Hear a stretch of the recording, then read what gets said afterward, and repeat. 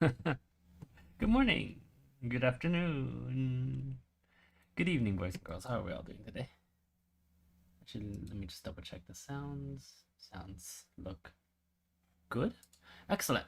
So, what we're doing today is apparently launching rockets and discussing spaceflight.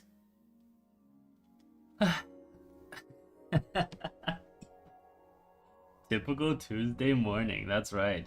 So the game that or game, quote unquote game, the simulation that we're doing today is called what is this called? SimpleRockets 2. Uh, mhm. Last minute sponsorship from one of our private school classmates. Uh, oh, okay. Why we have money. Anyway, it's all good, all good, all good. So essentially, actually, give me one quick second.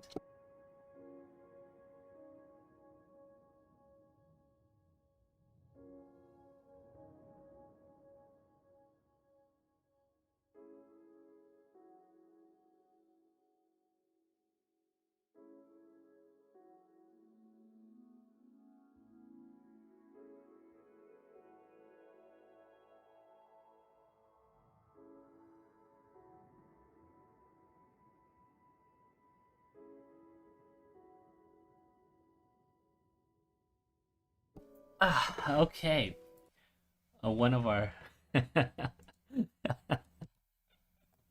How did you get back to your desk before me? Oh, right, on your phone. Okay, yeah. So one of our exactly one of our um classmates decided that he really wanted to talk to me in person right as I started to broadcast. Yes. Okay. I'll try moving the view. Okay. View option. What is it? Okay. Add a fuel tank. Okay. Structural fuel tank. So do I just drag it in? I just drag it in. Excellent. To match the desired size, which is flashing green. So we want that size. Excellent. Small engine to this fuel tank. Yeah. So that's what we're doing. Interstage. Ah, okay. Okay, and now we add another fuel tank. Yes, yes, yes, yes, yes, yes. There we go. This is going to be longer. And so this is what's going to get us into orbit. And then the... Yes. There we go. And what is this? Side boosters, side interstage. Ah, okay. So...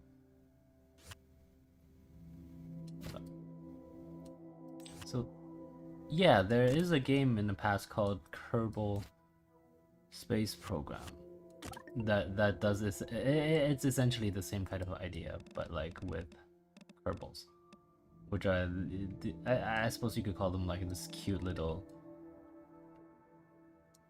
Add another engine, okay. This cute little these cute little stupid So it made it more okay when their space program kept failing, right? Yeah. Actually, we could play that. Now we can enable symmetry mode. Okay. Oh no. Click the symmetry button. Mirror. Ah, okay. So we could theoretically. Yes. Close that. Solar panels are fun. Did you know that? And so what this will do, obviously, is once we get into space, this will help the power the entire thing. Symmetry mode on the solar panel.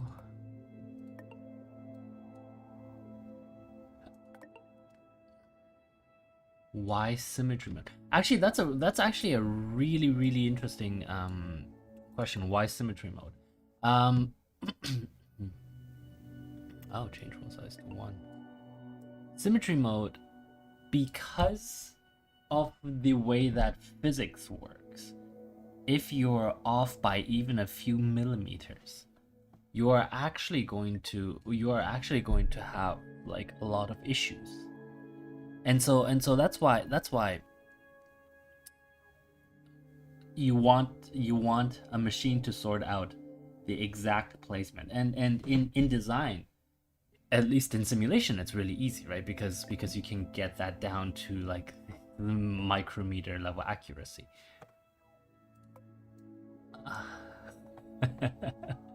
I purposely messed up the staging, so we'll need to fix it. The pixie rocket should not turn on, so we don't want this. Move it to the last stage. There we go.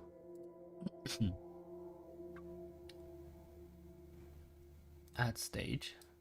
No, pixie engine. There we go. Stage 2. 2 of these, and then that. So what happens? You can see. Oh. Undo.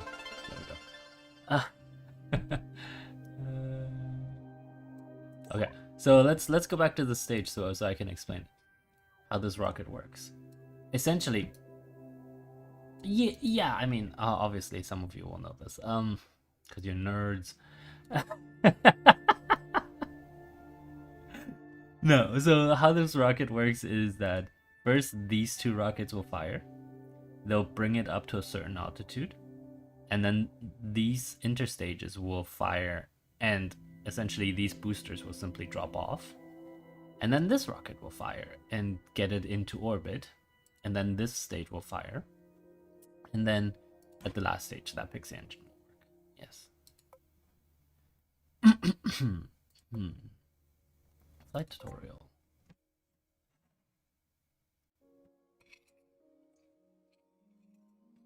This is not quite what Elon is doing. No. The point of SpaceX and even Blue Origin and is actually more than that. It is essentially to reuse these parts, as many of these parts as can be reused, right? And the problem is that if this just collapses onto the ground, it's not reusable. Even if it falls into the water, it's not reusable. So what you have to do is you actually have to land it vertically again, right? On the right side of the screen to show the nav sphere panel. Oh, that's cute. Log heading. Oh, the log. Oh, I see. So we could theoretically be like turning this and turning this, but we don't want to. So, oops. It doesn't matter. Heading's locked anyway. Pitch 90. Yep.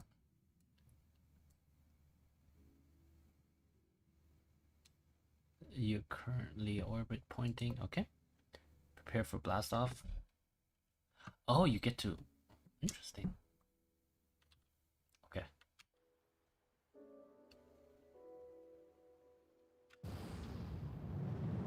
Keep going until altitude is about 1,000. Look at that.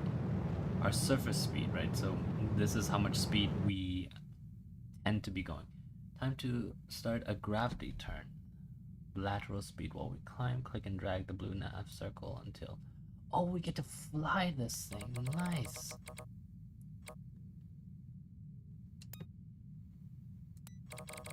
Until we are 90 degrees east. So about there. From high drag forces. I am... Oh, left control.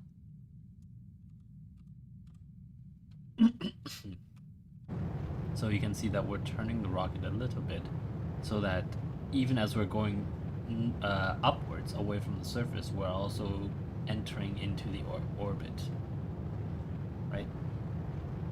Well, no, because if you just go straight up, you don't have any speed laterally. Okay, we do need to talk about this. Anything in orbit doesn't...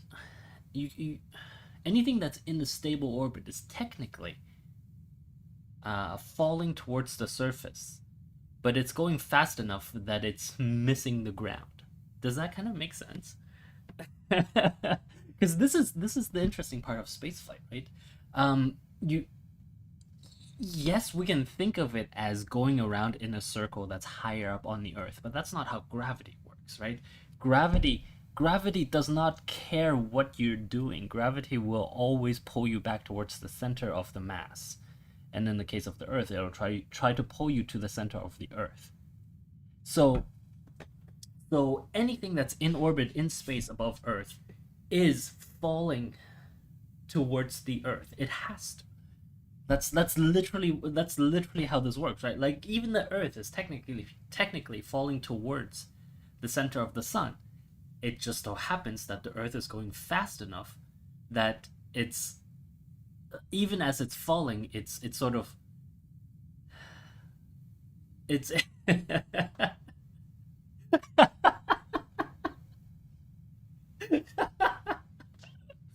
well, it's on an elliptical axis, the Earth at least, and that means there are two locuses, and the Earth is always the same distance between both we can talk about this another day. It's it's the mathematics is actually really simple, surprisingly enough. At least from a Newtonian perspective. Like obviously, if we want to actually get into general relativity, I wouldn't be able to explain that to you. No, I mean I could probably find someone to explain it to you, but I wouldn't be able to explain it to you personally. So to help. Oh, okay. Anyway, yeah, exactly. So you see what we're doing here. Essentially, the point I'm trying to get to is the only reason that we're falling towards the Earth but we're not actually dropping onto the Earth is that we are going laterally, so left and right. You see, this is the surface of the Earth, right? We're going left and right fast enough that the curvature of the Earth drops at the same rate as what we're falling.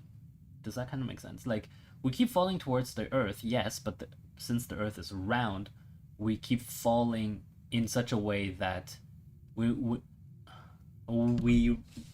retain the same distance, same-ish distance between the surface of the Earth and, or not the center actually. Let's say we retain the same-ish distance between the center of the Earth and the orbit that we're running in. Does that kind of make sense? How can you put so many things in my head? Well, I mean, this is in terms of engineering at least. This is one of the easier things to just know, right? Like this is just how orbiting works and how gravity works and all of that. But thank you, Quitch. That's very sweet of you. Um, as for, as for the rest of you, you guys are terrible. Anyway, okay, so now that we're high enough, like, but keep in mind, right? Like, we cannot actually do this while we are on the surface of the Earth, because then we'll just fall and then we'll crack our heads open against the surface. So that's why notice that when we got to 1,000 meters before we did the first turn towards what was it, 80, no, not 80, 75 degrees, and now that we got to 5,000 meters above the Earth, now we're turning towards 45 degrees, right? And so the higher we go, the more lateral force you have, the more room you have to create lateral forces, and therefore you can yeah, well, I mean, lateral speed, lateral force, same thing, right? F equals ma. It's Newton's first first no, second. um, oh, poor Quitch, I'm sorry to hear that you failed math again. And so you see the rocket now is turning. This is actually, if we're honest, this is actually quite a bit simpler than what a real rocket would do, right? Because if you wanted to do these adjustments, you would actually have to do these adjustments with little thrusters that are sitting on like all over the place. So it's yeah. And see, we need a lot of lateral speed to get into orbit. That's essentially the point. And you can see that we're running out of fuel for our first stage, right? Like these two boosters are going to run out. And poor Quitch. Adjust you for even more. So now we're 15 kilometers above the Earth. You can see that the curvature of the Earth. Oh, no, wrong button. You can see that the curvature of the Earth is now much bigger, right? Like that was our launch pad down there. And the curvature of the Earth is bigger. So as we get further up, we can have more lateral speed because now we need to start falling towards the Earth, right? Yes. So let's do 30 degrees. And so now we want to burn the rest of the fuel, presumably. And then we will, right, next stage.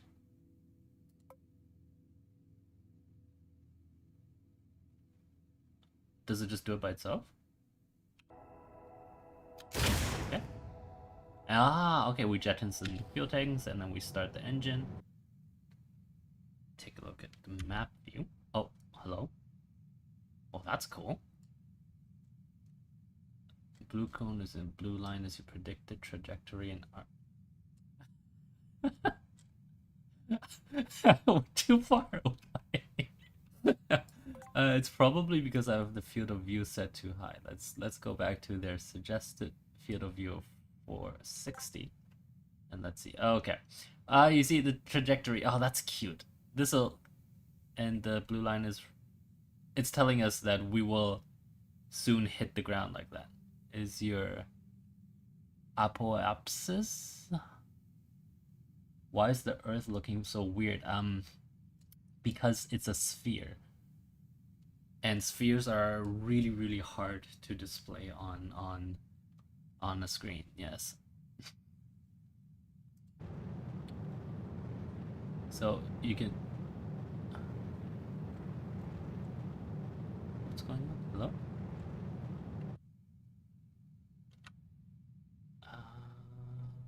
Okay. Oh, as we're burning. Oh, okay, okay. So as we're burning, we're actually. Yes, yes, yes. That's good.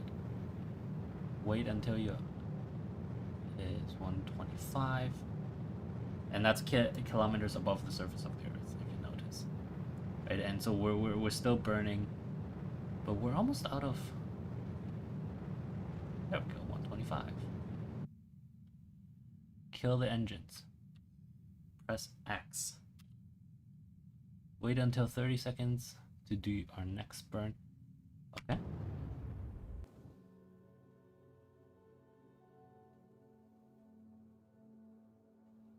Time warp.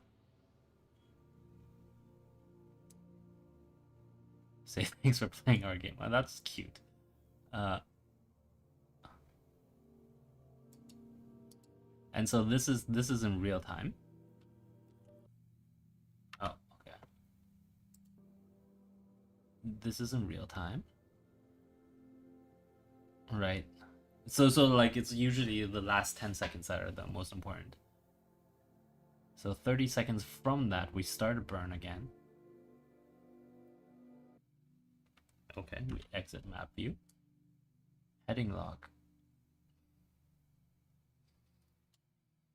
A prograde just means is moving. This will ensure that we burn as efficiently as we reach peak orbit. Okay, click the velocity on the right. Okay.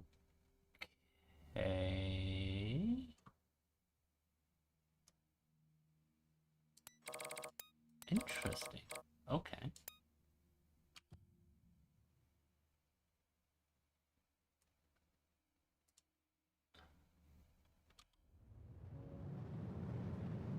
Oh, I see. And so now we're just building up speed for the eventual start the smallest engine. This is the Pixie one. Until orange periapsis arrow shows up. Where's the periapsis arrow? Wanted to be well above the atmosphere. Okay.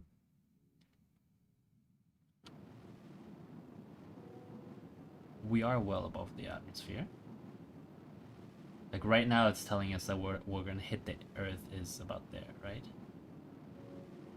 Until it is well above the... Okay. Let's speed it up again. When non-ion drives are active, okay. That's cute. I like that we're zooming in, actually. That's... And also, actually, I forgot to mention, this isn't the Earth. I don't know what planet this is. Ah, look, look, look. We have orbit. There, you see? Because we've burned so hard, you can see now that we are technically, we have generated this orbit, right? And so once we are in orbit, we have reached speed that allows us, you can see, we're going fast enough that, so say this, let's say this is the surface of the Earth where we are, right? And normally, if we had no lateral speed, so if we were not going right, we would just fall straight down like this, right? But we are still falling straight down, right? We are still falling straight down. If you look at this line, we are technically falling towards the surface. It's just that the surface is also curving away from us at about the same rate, which means that as we fall down towards the surface, we still maintain this kind of distance between the surface of the Earth and our orbit. Does that, like, intuitively this makes perfect sense to me. I don't know if it makes any sense to everyone else. What would the thing fallen out drop to? So currently, actually, what happens is everything that we've jettisoned on Earth, like when we do this, it just falls down on, usually onto the ocean. So space flights are planned in such a way that everything that they jettison just falls into the ocean and then just sinks to the bottom, right? Which is why the tech billionaires, spaceflight companies like SpaceX and Blue Origin, and what was the third one? Oh, it's mostly SpaceX and Blue Origin that are doing essentially reusable rockets, which is why those are really important, because if you can fly it up and then land it back down again, you really increase your, because then you don't have to rebuild one of these guys every time you want to go up into space, right? And that's it's expensive to rebuild them. Anyway, okay, so let me try to explain this a different way, since it's not really understood. This blue line, that is the trajectory of our little spacecraft, right? That's how it's going to fall. This includes our lateral speed, which goes from left to right, which we have built up. Remember, as we got off the Earth, we turned first to 75 degrees, and then we turned 45 degrees, 30 degrees, and then we turned lateral, right? And that's to build up this speed. This is lateral speed, right? And the point is that, so in the counterfactual, where right now this number is 0, this little spacecraft, it wouldn't have a blue line like this. It would simply have a blue line that goes straight down towards the center of the Earth, because it's sitting above the Earth, and gravity will pull it down towards the center of the Earth, right? And the center of the planet, whatever planet this is. So the center of the planet is here. Does that kind of make sense? Right. Exactly. Now that we have, has it been 25 minutes? It has, wow. Now that we have lateral speed, so now that we're moving towards the left and the right, you can think of it as dropping a ball and then throwing a ball forward, right? Even though the ball still drops from your hand to the ground, it has covered some amount of speed distance forward, because you gave it some forward speed. Exactly. And so therefore, by that same logic, if we are going fast enough, the Earth, because it's not flat, right? Remember, the Earth is not flat.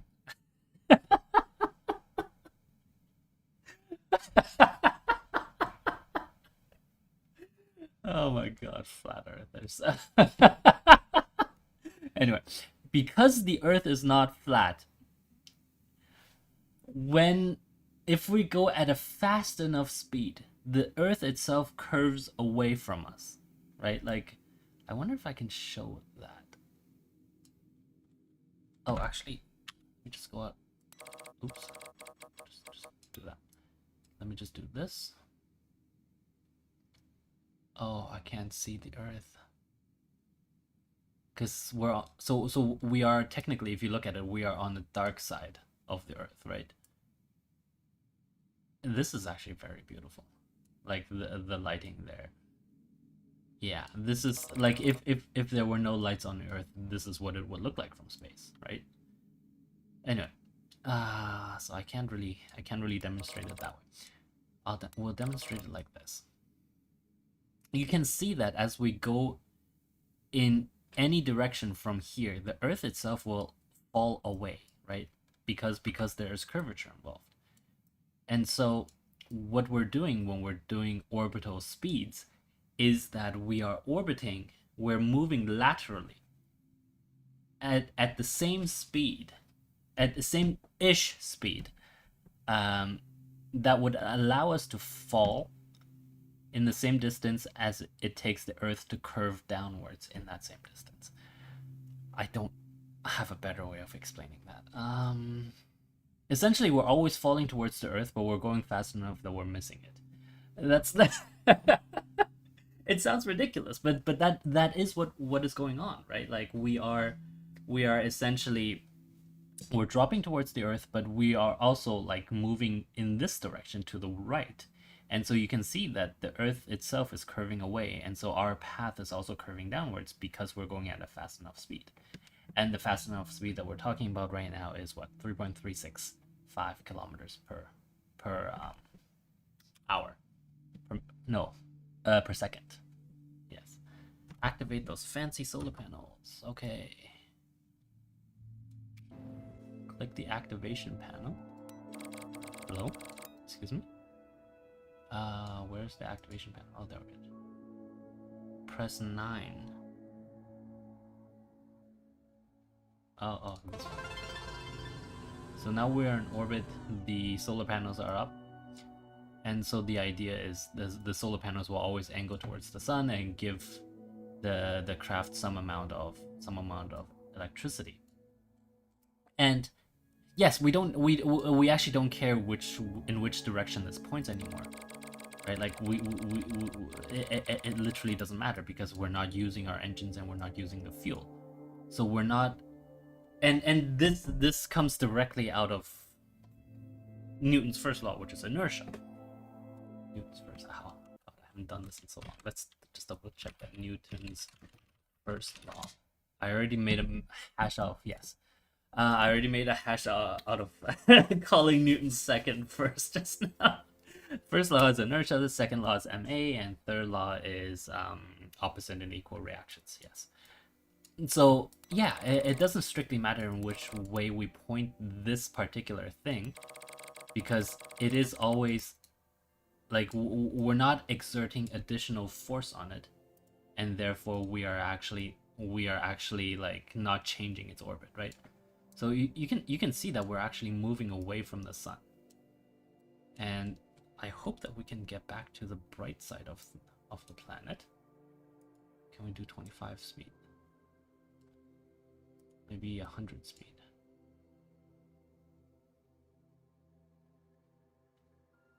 I am not in. Oh, there.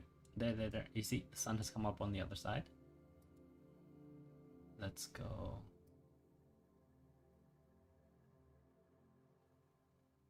So we are going in this direction where white points, but that doesn't matter, right? Like you can see that. Actually, are we?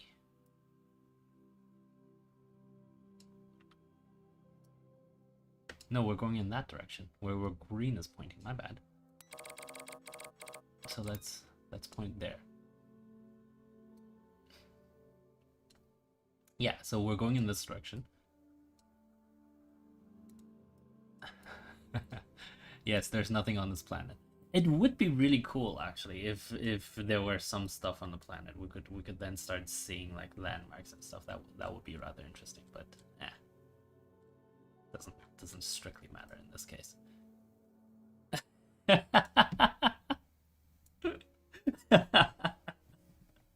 Okay, so yeah, well, we've achieved orbit, blah, that's it. Okay, can we do one more? We can probably do one more. Save location. Okay. So we're done. Let's do the next one. Launch craft. What? I thought we already launched it.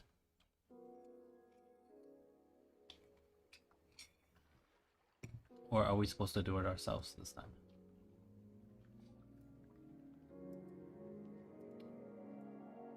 We're locked. Okay. So, and now launch. Oh, I see. So we have to do it ourselves. We're gonna hit about 1,000.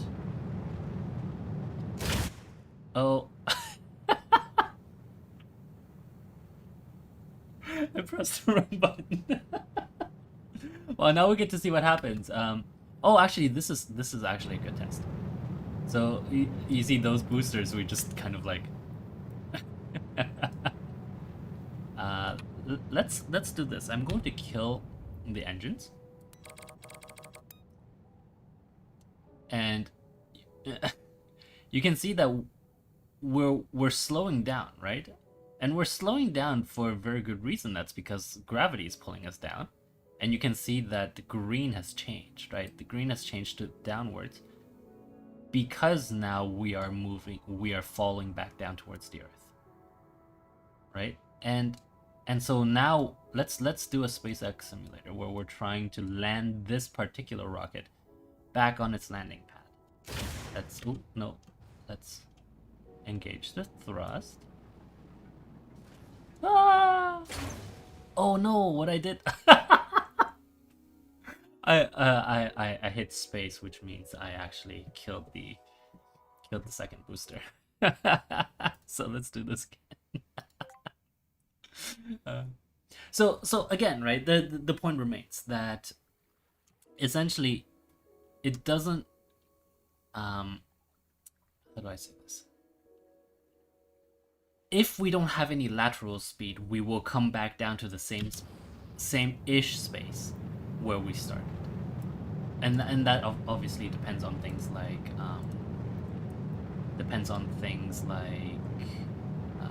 wind and all of that, which is why wind is really important, right? So let's do this. We're going to go up to a certain distance, say about here. Kill the engines. So you see our speed is slowly decreasing. We're still going up, but our vertical speed is decreasing, right? And at a certain point, our vertical speed is going to hit 0. We're going to essentially just like stay right where we are, and then we're going to come back down. You can see that we're not going up much anymore. We're going to probably top out at about 9,000, and bloop, our direction has changed, and now we're accelerating back down again. Can we see that? Do you guys see that? Like, we are actually accelerating back down again, right? You see that. And so to land properly, what we need to do is to bring our surface speed to 0 as we get to the ground. And that's definitely that's difficult, right? So let's start this. You can see we're carefully managing this. Ooh, we're gonna need more thrust.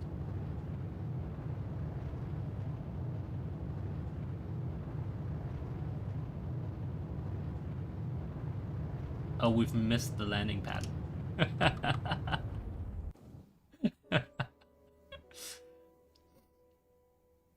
Well, yeah, like at a certain point, like simply wind is going to do that to you, right? So let's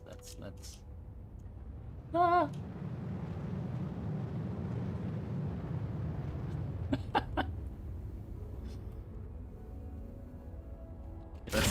jettison those.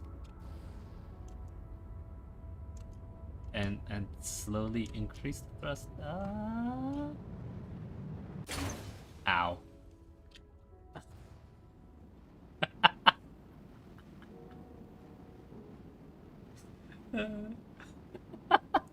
Yeah, it'll do this until at least our command module didn't blow up.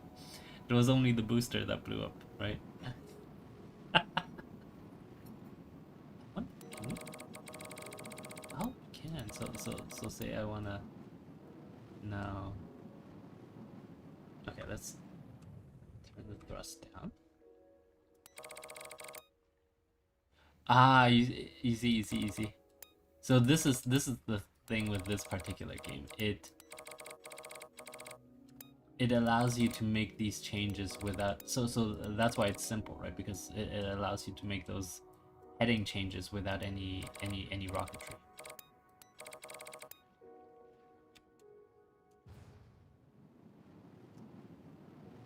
Come on. Let's get in the water. Can we get in the water? Let's get in the water.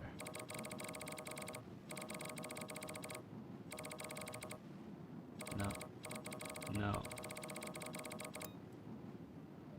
I have to pitch up. Why is that pitched down? Weird. Oh, because the physics engine doesn't work. Okay, that makes sense.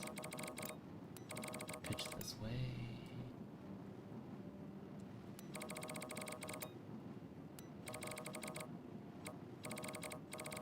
Yeah. Well, anyway, yes, we are done for today. I mean, we could. I suppose we could do. Let's relaunch. Let's launch at a different place.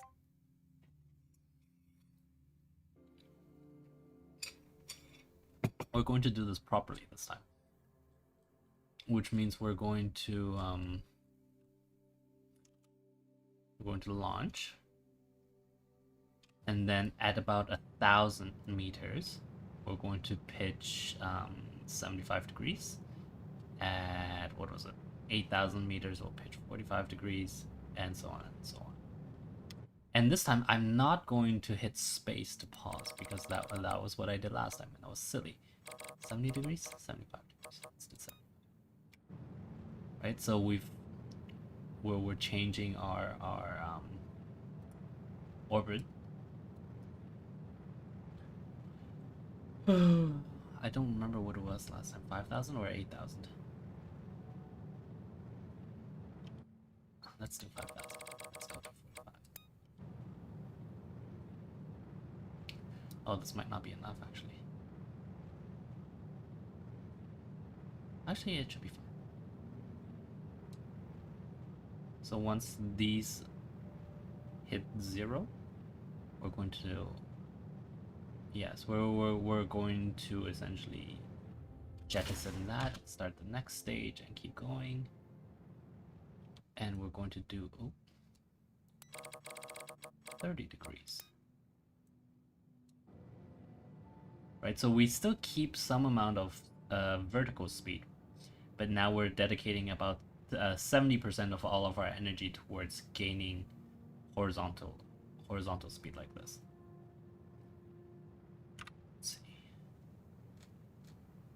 According to this, we will hit the ground. Yeah, we definitely need this to be higher. Let's hope that it can be.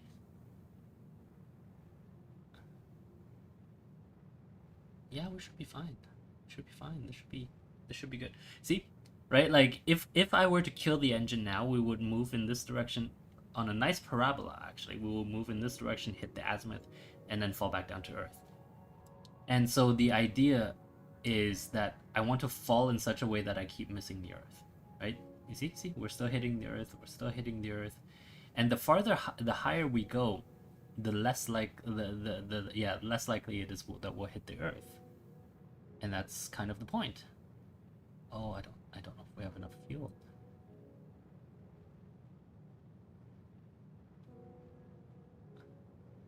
Ooh.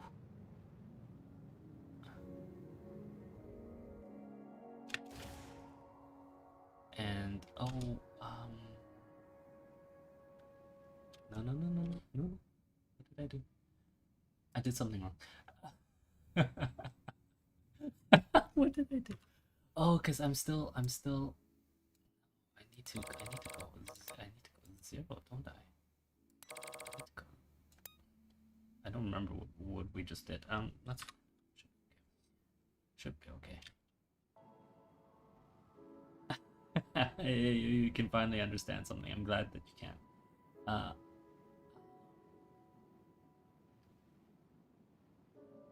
Oh right, we were supposed to go at.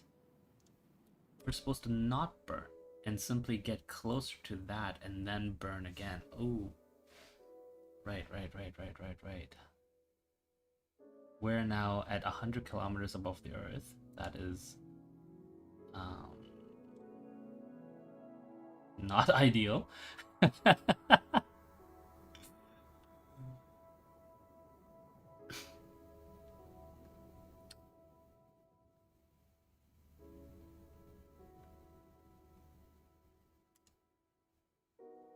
59 seconds.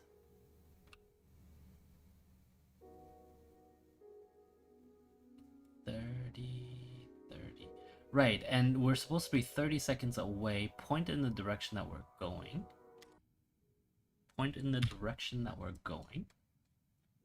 Which is this. Prograde. And then burn full. And hope. And build up, yes, build up that. See, I don't think we managed to actually build up enough velocity. Yeah. I mean, we might still make it. This far up though, we're going to need much higher velocity. So what happened was we went too far up, and the farther up we go, the more velocity we need because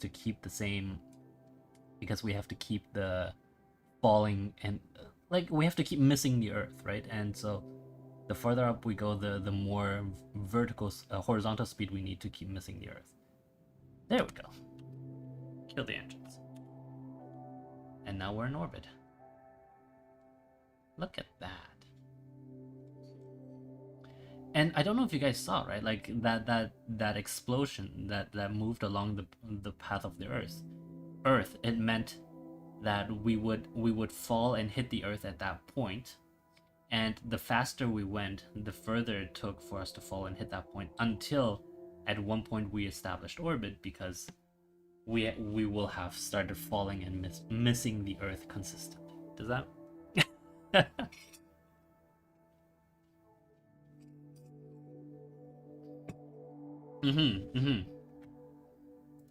Yeah, we can see it. Oh, okay, maybe not that.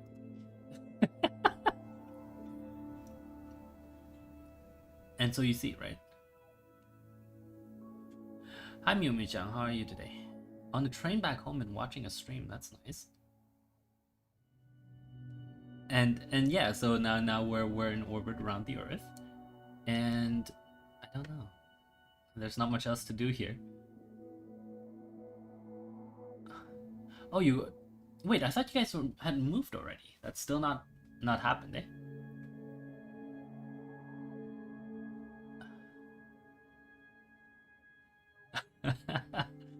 Yes, we're just doing circles now, and I do have to go because I do have another meeting in like 4 minutes. 8 out of 10. 8 out of 10 is good, Miyomi-chan. There's nothing wrong with that.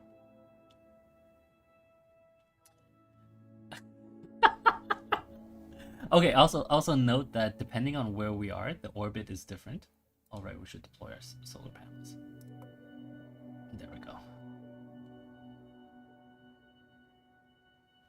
Oh, you guys still haven't finished the bathroom and the kitchen. I thought that was done already. Okay, yeah, well. Those are kind of important.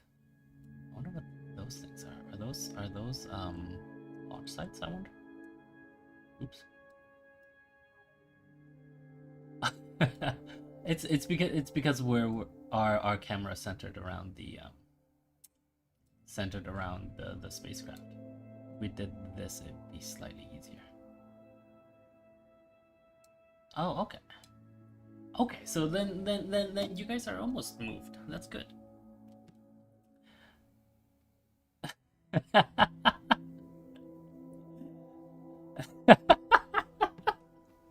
I suppose you could consider this a playground. Yes, it's a little bit more expensive than your usual playgrounds, but that's kind of to be expected, right?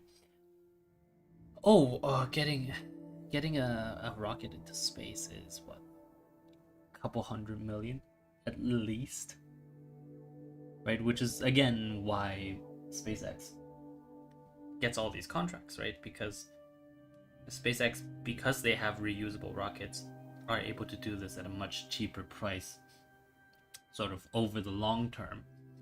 Whereas if you wanted to do have like Boeing building the what was it called, the ULA, United Launch Alliance thing, I'm not sure they're even using renewable, right? So reusable. So like you do have to then rebuild it every time you want to launch, and that's ridiculous. Well, you rebuild most of it every time you want to launch, and that's ridiculous, right? Like that's expensive, and you have to do all sorts of quality control on every one of them. That's not to say that you don't have to essentially recheck every part of the rocket if you can reuse it. It's just that you know that you're starting from something that works, right? Otherwise, every time you build a new rocket, you need to, like, how do I say, from an engineering perspective, if things are single use, then you won't know if they're usable or not until you run.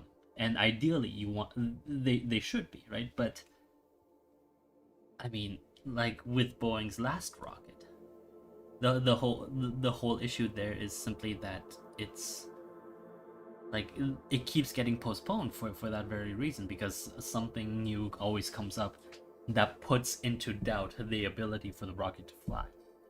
Whereas if you have a reusable one, then you know that if you very, very carefully check every bit, then you're fine. Yeah. Yeah, and then that's all there is to it. Anyway, I have a meeting in a minute and a half, so we shall end it here for today. Thank you very much for watching, everybody. In conclusion, please download Firefox, please don't do Chrome.